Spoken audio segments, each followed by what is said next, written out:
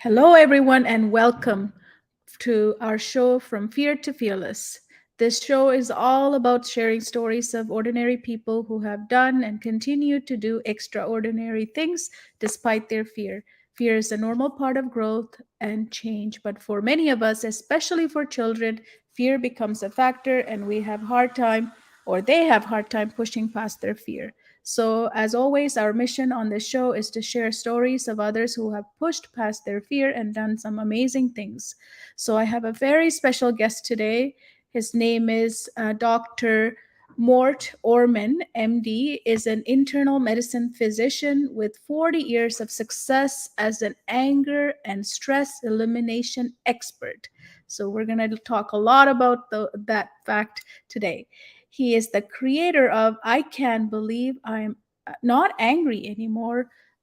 It's an angry relief program, a 10 session program that has proven to be extremely effective for helping people overcome long standing anger issues, including anger issues related to marriage, parenting, and divorce. This show is for um, parents, so this is going to be epic. So I'm going to bring him up, which I forgot. There he is. Welcome, welcome.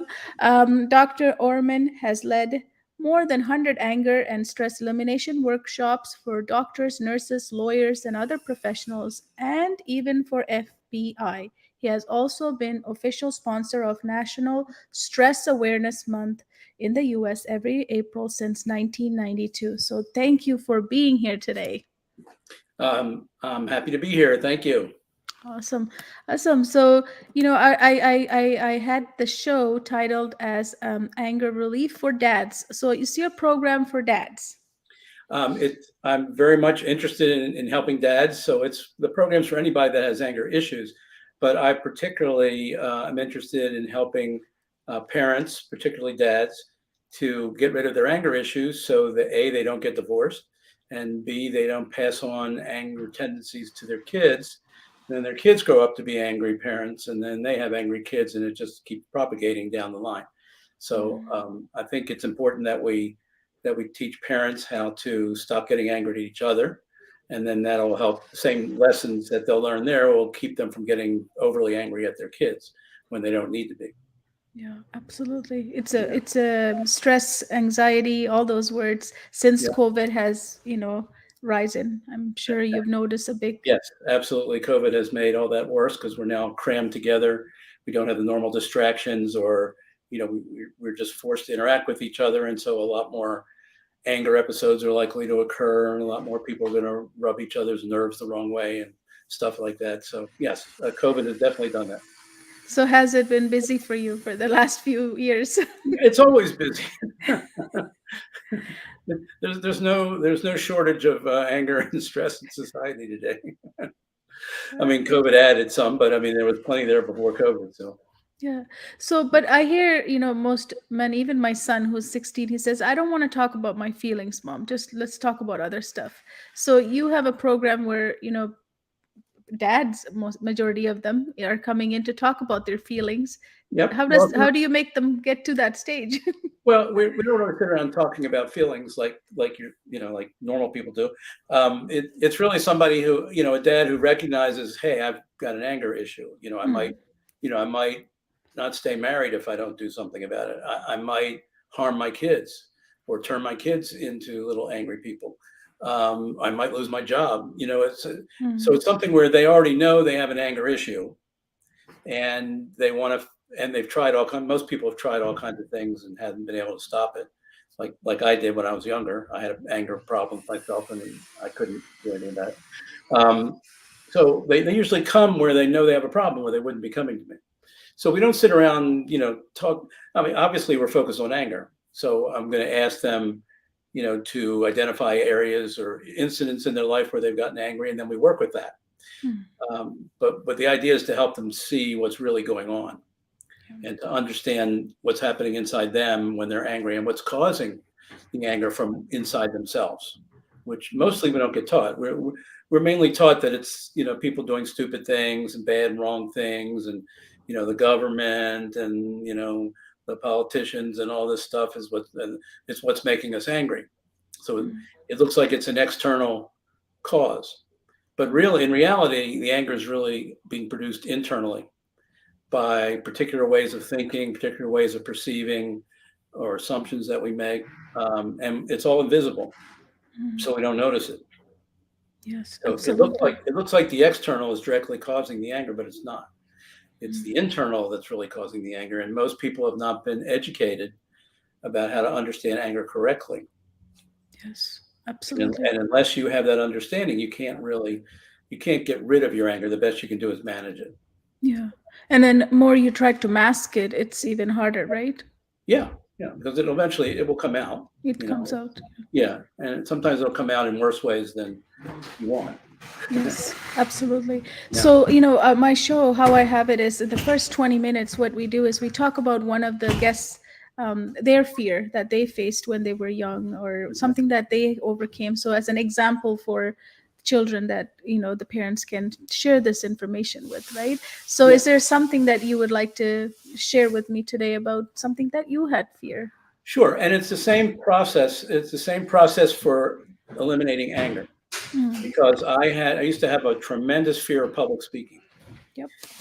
When I was in sixth grade, I had my first public speaking opportunity, and it was in front of the whole school, and my parents were all there, big auditorium, and I got up on stage, and there was a microphone, and I had memorized the paragraph that I was supposed to say, and I got up and I saw all those people in the audience, and I just went blank. I was just standing there mumbling, murmuring. I couldn't remember anything I was supposed to say. It was hard. It was horrible. And from that moment on, from the first grade on, I absolutely feared public speaking. I tried to make sure I never had to do public speaking if I could avoid it. All the way through college, medical school, there were times I couldn't avoid it, but when I had to do it, I was just a basket case. I would be trembling and shaking and nervous, and so I had this enormous fear of public speaking. Eventually, I completely eliminated all those fears. Mm, mm. I wouldn't have been able to do what I'm doing today. I wouldn't have Oh, volunteered to be on the show. no. I would have been so scared.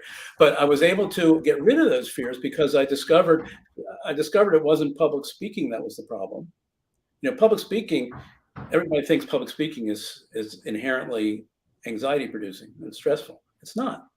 It's how you approach it that makes it that way. And I didn't realize that. I didn't realize that it was unconsciously the way I was approaching public speaking and how I was thinking about it and what I assumed to be true about it, which was all wrong, by the way, was actually causing my anxiety and my fears.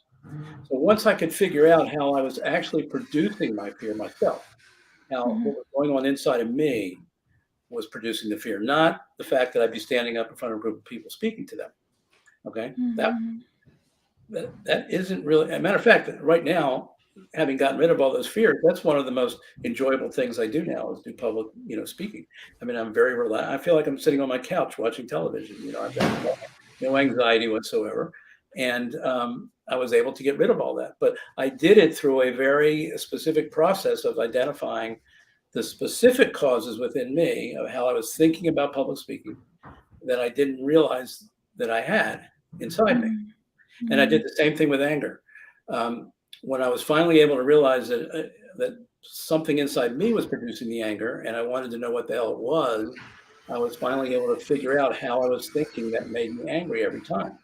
mhm, And once I knew the formula, once I knew, hey, if I'm angry, that means I must be thinking A, B, C, and D. Then I could look at A, B, C, and D and go, is that true? Is A true? Is B true? Is C true? Is D true? And a lot of times you'll find that the way you automatically got triggered to think about something or perceive it isn't the truth about how it really is. mhm, And the mhm. anger just goes away. Have you ever had an experience where somebody was supposed to meet you for a very important meeting? It was important to you that they were on time, and you're there on time and they're not? And then a couple minutes go by, you start getting angry at them, like, oh my God, they didn't take this seriously. I should have never trusted them. You just work, you got all these ideas flowing and they're making you angrier and angrier. And then, a couple minutes later, the person finally shows up and they're all apologetic and they're telling you that, They left in plenty of time. They left, plenty early, and they got caught in a traffic jam and they couldn't get out. And as soon as you realize that they weren't not being careful, they weren't not being concerned, they weren't not being conscientious, your anger just goes away because it was being propped up by all these false assumptions you had made, and they turned out to be false. Unfortunately, the person showed up to tell you what the real truth was. Okay. But that's the case with most types of anger, is that we have false ideas. There's usually a fly in the ointment somewhere in terms of our internal thought processes whenever we're angry. And we don't even know we don't know what the processes are in the first place. So we don't know what questions to ask. And that none of that stuff is getting taught. I didn't learn it through all my education. I didn't learn it in medical school. I had to figure it out on my own by doing personal development work and doing lots of seminars and workshops and getting little bits and pieces from different people and putting it together finally into a system that I could use to not only cure my anger, but cure my public speaking fear. It's a very powerful approach for getting rid of, emotional problems like that. Yeah, I love the connection between the anger and the fear. Yeah. They're, Well, they're emotions. So fear is the same way. yeah. Fear has very specific ways of thinking that you have to be engaged in if you're going to experience fear.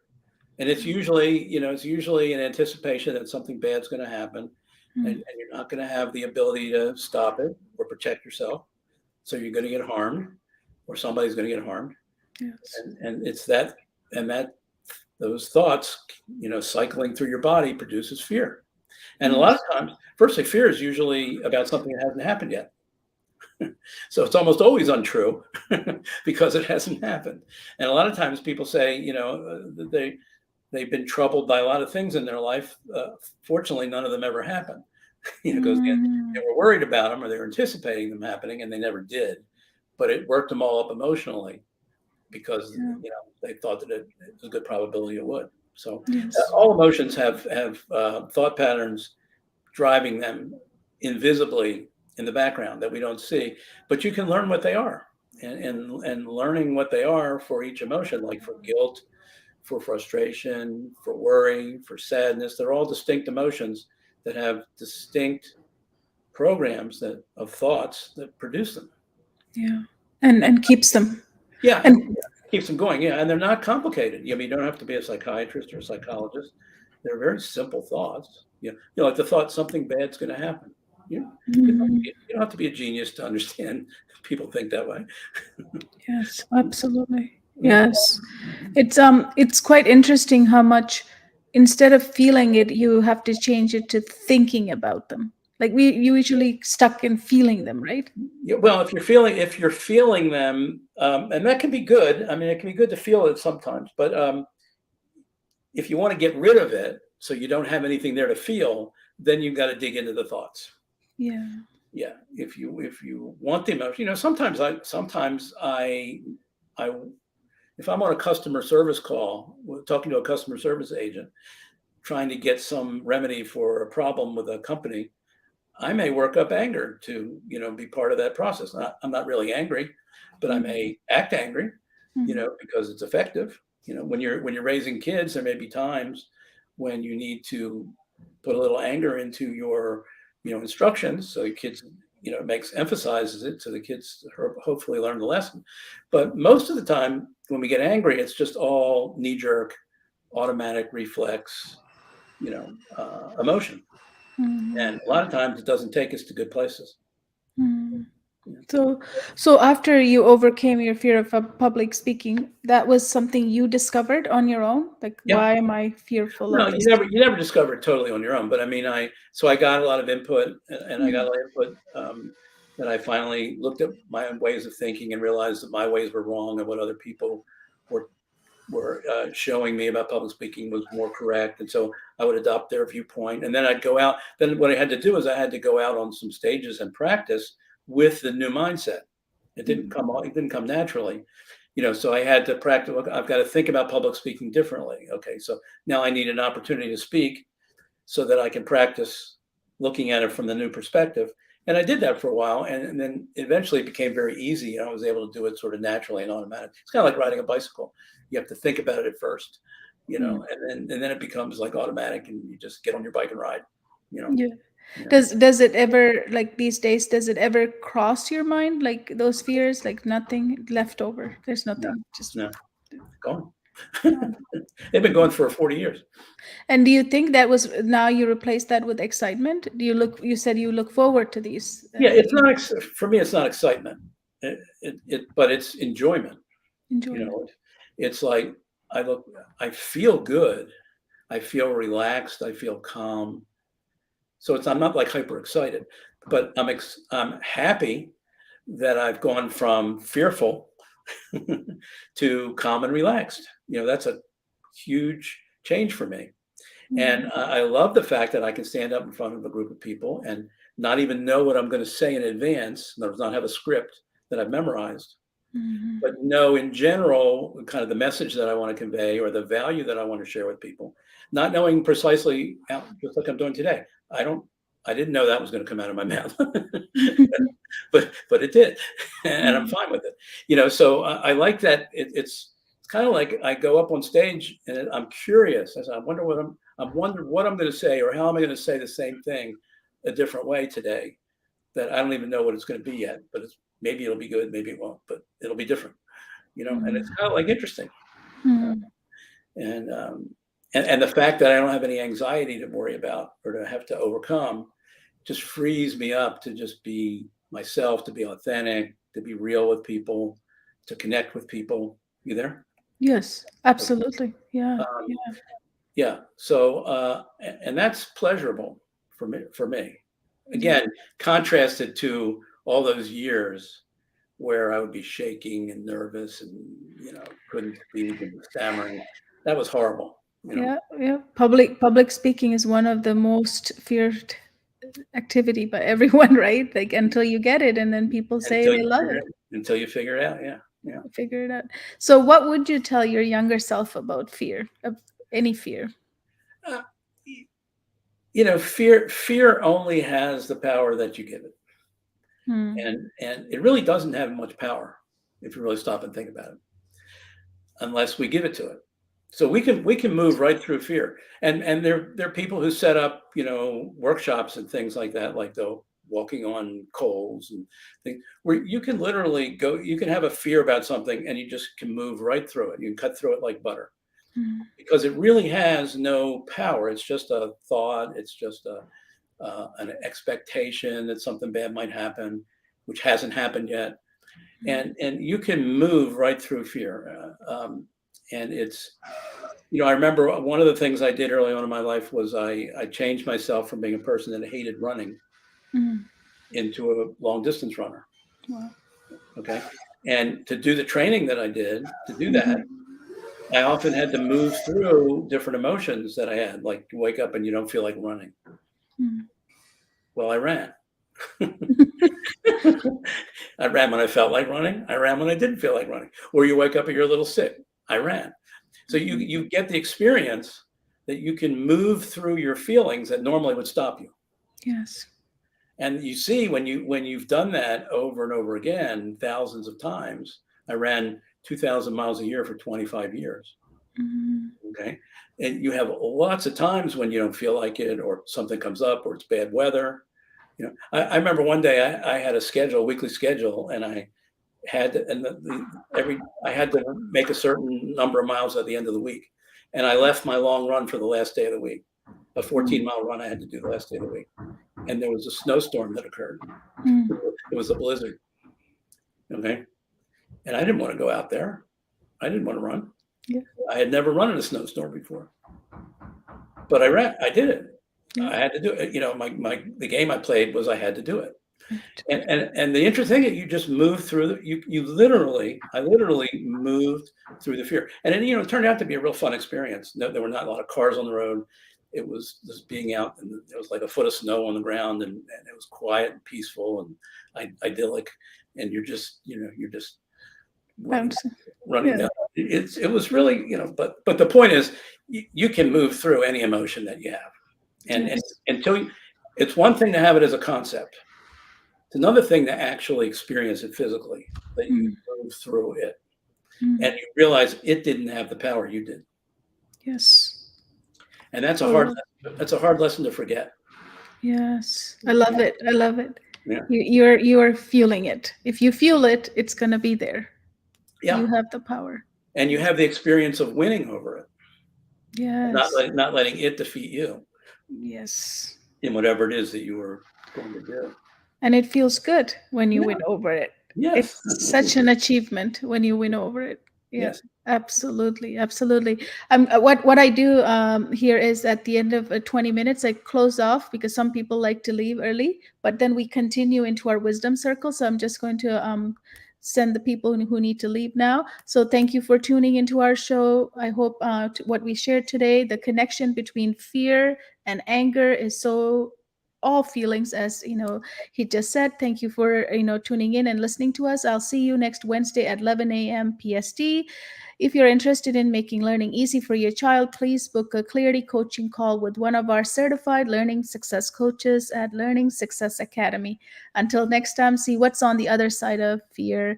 Let's ignite and inspire our children to push past their fear and make fear not a factor for them. So I would like to continue our conversation into our wisdom circle and ask you about, how did you start focusing on the anger part? Well, how did that come about? Well, I mean, I had just like I had a lot of I had the public speaking fear since the first grade.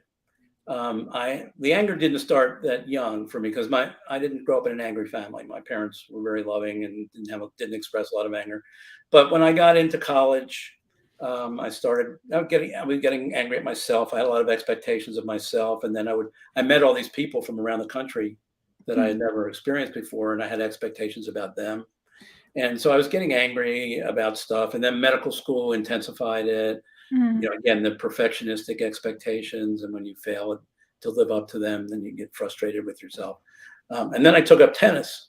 In my last year of medical residency, I took up tennis, and that's another opportunity where you miss a shot, or there's a point you should have won, and you did. You get frustrated, angry with yourself, and stomp around. I was like John McEnroe. You probably don't remember John McEnroe at your age, but he was a fiery tennis player, and he would just storm around the court and yell and scream at himself and thrash his racket, against Mm. anything that was nearby, and just make a complete ass of himself. But that was me, you know, Mm. and it wasn't limited to tennis court. So, in my relationships with women, I got angry a lot.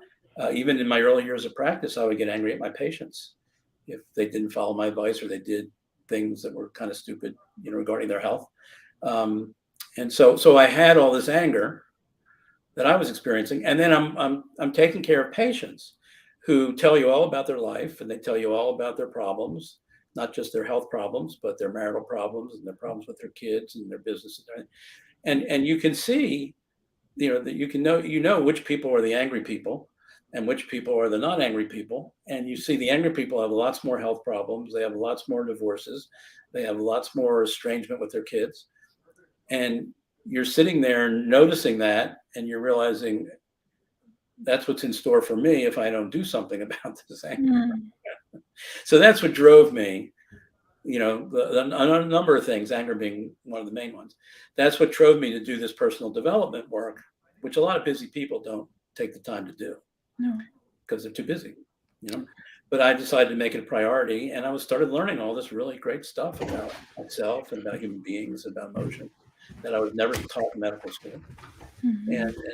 and like I said, I pieced together things from different sources and put it together in a system that I used to handle any kind of stress, really. And Mm.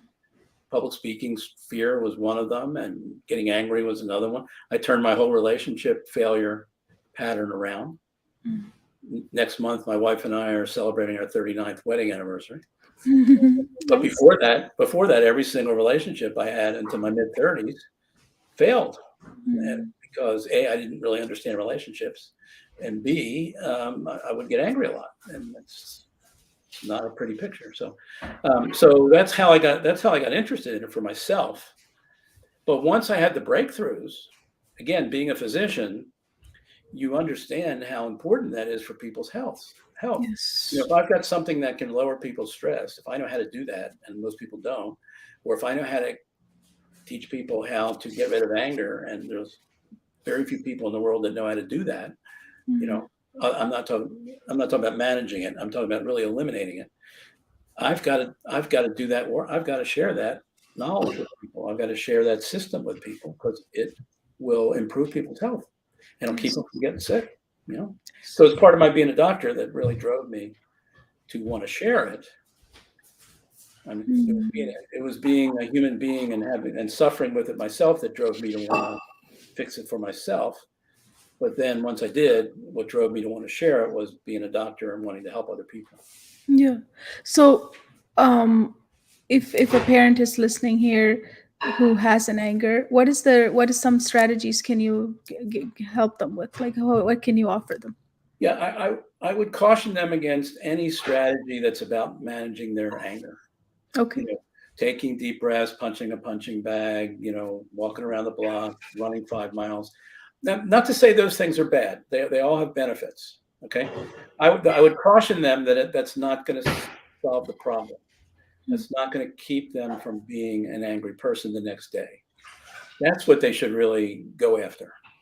They should say, what do I have to discover? Or what do I have to learn so that, in a short while from now, I can wake up and not be an angry person, Yeah. not be a person that gets triggered by the things that trigger me now. Not to get irritated or annoyed by the little things that annoy me and lots of other people now. You can learn how to get rid of all that, and it doesn't take long. But again, you have to know that inner structure of anger to be able to do it. You have to have somebody that can teach that to you. And I don't know many people. There are a few other people that teach anger elimination instead of management, but they're very few. Probably count them on one hand, that are around today that can do that. And for me, that's where the real gold is. That's where the real power is.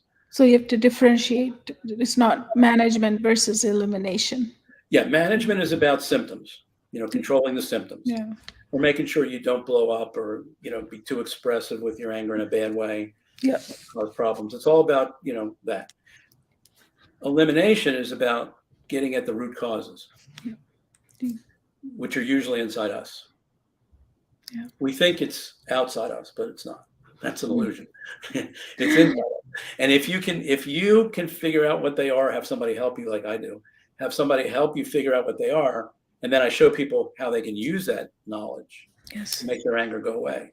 That's power. That's like real mastery of anger, as opposed to management of anger.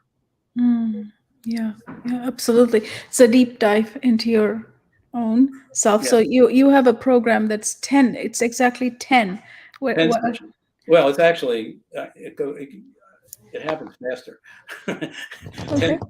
10 just gives us a little extra training, Okay. a little extra practice. But for example, last year I had a guy call me up. He was in his mid-60s, retired. He and his wife were retired. Their dream was to get an RV and drive around the country for their retirement years. So they finally bought a used RV and they go out on their first trip. And right from the get-go, things start going wrong. The guy hasn't driven an RV before, so he's got trouble controlling it. They're going off the road. Little things are going wrong with it. He's getting frustrated, irritated. He's cursing, and he's just beside himself. And nothing directed at his wife, but he's just going crazy. And she's like 3 feet away. And she didn't like it. So they get home and they walk out of the RV and she turns to him and she says, "Frank, I'm never going on another RV trip with you again. Will you handle your anger problem?" Yep. So the next day he was on the phone. He knew who I was. So he called me and I met with him. And he told me the story about how his whole family is full of angry people. And he grew up in an angry family. His mother was very angry. All his siblings were very angry. He was very angry. The whole family was angry, and he's been that way all of his life. He moved away geographically to get away from it, but he still carried a lot of it with him. And I told him, no problem, we can fix that, if you're willing to put in the 10 sessions. And within 10 sessions, he completely turned around. He had a whole new way of understanding his anger, where he was in control of it now, and he was just like a different person. I mean, his wife couldn't believe how different he was as far as his anger reactions. And he didn't even get angry on the golf course anymore like he used to, if he had a bad shot or something like that. And in less than 10 weeks, he was Yeah. able to have that kind of a major transformational change, Yeah. which a lot of other people that I've worked with have been able to do. It's Yeah. really not hard. You used the word understanding your anger. Yep. That's huge, right? In the terms we've been talking about, Yeah. understanding that it's not the outside things that Yes. you see that you don't like. That's only half the story. You got to realize you're missing half the puzzle pieces. Mm. And those puzzle pieces are in you. And until somebody shows you what they are, you won't be able to see them. Mm. But Yeah. once you know what they are, then you'll see that they're always involved whenever you're angry. Yes. And another point you brought up through that story is that you said he grew up around people who are angry. Yes. So this is why parents need to be very careful if they're angry and they have past anger in them, how they're modeling in front of their Yeah. children. They teach their kids how to be angry. They teach their kids that anger is okay. Mm. It's acceptable. But what they don't realize, a lot of parents don't realize, is that kids don't react to anger from their parents like parents do when somebody gets angry at them. Okay, as adults, kids kind of take it very personally, and they internalize it like something's wrong with them. Mm. So not only is your anger teaching kids to be angry, but it's also lowering their self-esteem in their own heads, because now they think they walk around with these, my parents get angry at me, I must be a bad person, or it must be something wrong with me, or somehow insufficient or unlovable, or whatever they do, however they internalize it. So you can really damage their psyche with the anger. And parents don't realize how differently kids experience anger than adults do. Yeah. And your work involves around not just with dads, as we talked about in the beginning of the show. It's with anyone, right? You help. Yeah, with and I any work kind with of- moms. I work with people who don't have kids. Divorce is a big area. I work with some divorce coaches who wanted to learn this technique, the system, because that's all they're dealing with tons of anger in their clients, whether they're the male client or the female client or whatever, is a relationship. And they're coaching the person through the divorce, try to help them psychologically through the divorce, and they got tons of anger problems that they're, being prevented. So I've had a number of divorce coaches come to me and say, "Can you teach me your system Awesome. so that I can use it, to help my clients?" And I'm more than happy to do that with them. And I Yes. think that's another area where there's a lot of need for anger elimination. And not just going through the divorce, but after the divorce, if you're co-parenting, to still have all that anger floating around and carried around is not good. Yes. And in a lot of marriages, even when the dust settles and everything's separate and you're co-parenting the kids, you're still sniping at each other and feeling angry towards each other and being bitter and resentful, and that affects the kids too. Oh yeah, absolutely. Yep, yep. You have to be. Yeah, I've been through divorce, so yes, definitely. During that time, it's very important to manage all your emotions, but especially anger.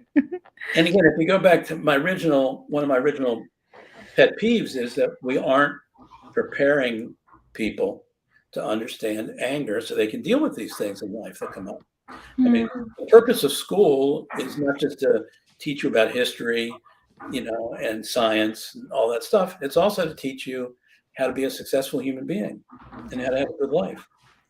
And we really don't do a good job in teaching life mastery skills or stress mastery skills or emotion mastery skills in our educational system, regardless of the level. I mean, I've been through all the levels and it's not being taught anywhere, or it's not being taught well if it is being addressed. And it's a shame, because I don't think anybody should graduate college, for example, without understanding where their anger comes from, where their guilt comes from, where their fear comes from, where their worry comes from. You need to know that to be a successful human being and manage those emotions so that you can make them go away and not be problems for you in life. Because if you don't, they'll stop you and keep you from achieving what you're capable of achieving. Yeah. So starting early with the kids to understand. High school, college, definitely college. you know. Hmm. Definitely. Yeah, Yeah. it's a little late. I think maybe even earlier, high school.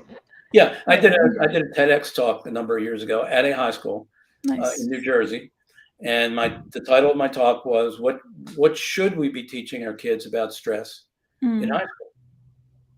Yes. And I Yes. talked to them, I shared this anger model with them and in detail, and they loved it. They got it. They loved it, and they said, how come nobody else taught? How So, come nobody's teaching this to us?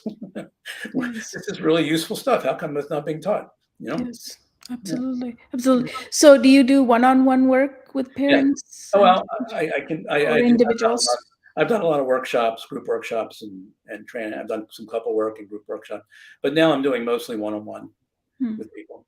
Um, Awesome. yeah, it could easily be done as a group of 10 people at the same time, but right now, I'm fine doing one-on-one work with people. And again, it's only 10 sessions. So we get it done, we get them in, we get, there's not a lot of stuff they have to do in between each session. They don't have to read stuff or do homework or anything. It's just think about the stuff that we talked about in each session as they go through their normal daily activities. And so it gets them through quick and it gets them the result that they want. It gets them a change. And they can see, gee, I can't believe, like, I originally called it "I Can't Believe I'm Not Angry Anymore." Mm. It's the name of Hmm. the program. I've shortened it now to "Angry No More," just a little shorter, but same principle. It's like people are really surprised how much they can change in just 10 sessions. Yes, absolutely. It's a lot of it is awareness of it, right? Yes, Awareness of it, and they're going, as you said, deep into the root cause of it is so yeah, important as yes, well. and if they get good training and accurate training, and it works, then they love the fact that they're getting a quick result, and they don't have to spend 5 years in therapy and $50,000 or whatever the hell it is these days. Oh yes, Yeah, it's a long process. I love how it's short and structured, and you're delivering it to them so that yeah, and they feel powerful, right? Quickly. yeah, and it's just focused on anger. I mean, it's not talking about any other kind of stress. It's just the problem of anger. Let's take it head on. Let's have you understand it. Let's nail it. Let's give you a system that you can use forever and ever. I mean, I've been using this system for 40 years now. Yes. I have clients that I worked with 20, 25 years ago, taught them the system. They're using it to this day, and they rave about it. So it's once you get the understanding, it's Yes.